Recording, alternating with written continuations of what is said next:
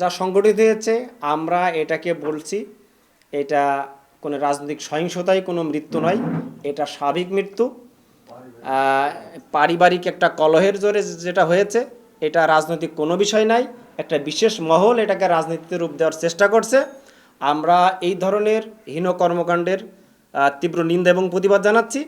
যে এই পারিবারিক বিষয়টাকে যদি রাজনৈতিক অঙ্গনে নেওয়া হয়, তাহলে একটা খারাপ পরিবেশ সৃষ্টি হবে বা অনাকাঙ্ক্ষিত পরিবেশ সৃষ্টি হবে। সেটা আমরা কোনো ক্রমেই চাই না।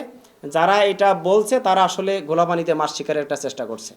তো আমরা প্রশাসন, সাংবাদিক মহল এবং আম জনতার কাছে আমাদের আহ্বান যে এইটা পারিবারিক একটা কলহ, পারিবারিকভাবে সামাজিকভাবে একটা সলিউশন হবে। আর আইনগত যে বিষয়গুলো সেটা আইন শৃঙ্খলা বাহিনী দেখবে। এর ব্যত্যয় যদি কোনো কিছু ঘটে, যদি রাজনৈতিকভাবে এটাকে রূপ দেওয়ার চেষ্টা হয়, তাহলে আমরাও সেটাকে রাজনৈতিকভাবে মোকাবেলা করবো ইনশাল্লাহ। মনে হচ্ছে বিষয়টা আমরা যতটুকু খোঁজখবর নিয়েছি, কর্তব্যরত চিকিৎসকের যে বক্তব্য শুনেছি, তাতে স্ট্রোকজনিত মৃত্যু বলেই আমরা মনে করছি। আরও বিষয়টা নিশ্চিত হওয়া যাবে, তার ময়নাতদন্তের রিপোর্ট যখন আসবে আরও স্পষ্ট হবে।